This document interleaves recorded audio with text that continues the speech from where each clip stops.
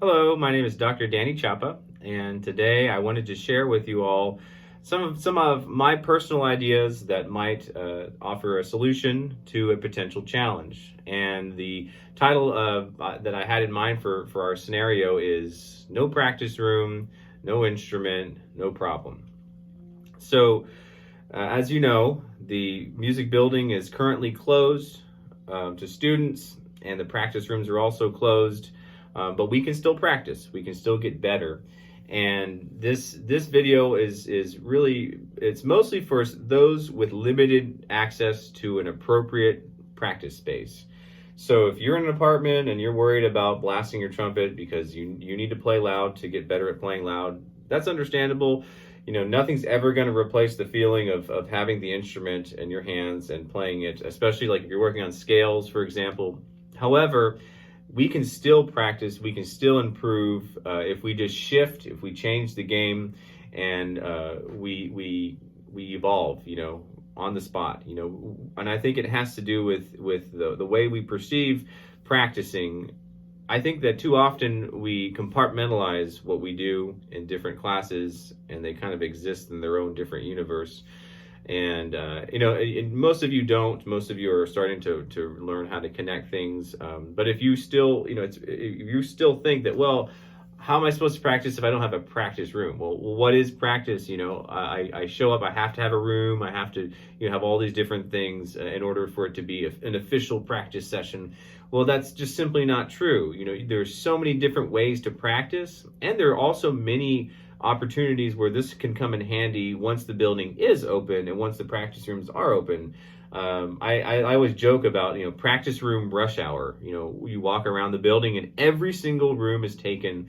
We only have so many rooms and we have all these students. So during this rush hour or during these times now, we can work on other skills, and that will just add to the pot. As a musician, you have to basically work with a giant puzzle board, and all the pieces are laid out in front of you, and practicing, physically picking up the instrument and playing is just one of many different pieces. And so one way to kind of unify all these pieces together is to maybe change our vocabulary.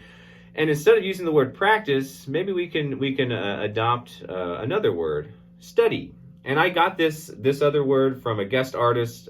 His name is Mauro Martins. He came in from Portugal, and he did a wonderful job in his recital, and he was a great musician. And I could tell that his musicianship wasn't limited to just euphonium playing. He wasn't an awesome euphonium player. He was a great musician, So, and I can tell that he worked on those other skills, and it made sense when he was saying, oh yeah, I study, this many hours a day. Well, what is studying? Score study, or practicing rhythms, or working on ear training and all that stuff. If you're wondering, does all that count? If I practice aural skills, does that count for practicing? The answer is yes. So, in my opinion, I've actually adopted this theory that every minute you practice aural skills is a minute that goes towards your primary instrument or your secondary instruments.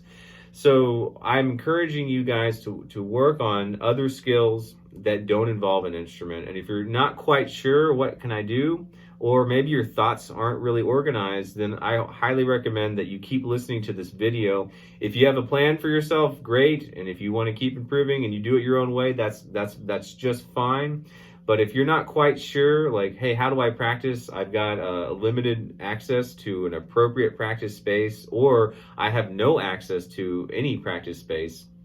All of the things that I'm going to talk about involve you sitting alone in a room, doing some fairly quiet, making just a couple of noises, maybe clapping or singing some stuff, but that's it, and you can clap quietly, So nothing I'm offering today is going to be intrusive of others.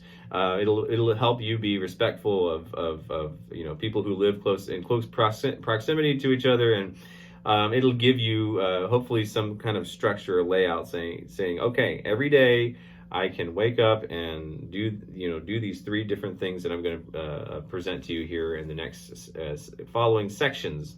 So just as an overview, today we're going to cover Rhythm as our first topic, note reading as our second topic, and style and interpretation. And personally, I always group style and interpretation together as one thing. So up first, we have rhythm.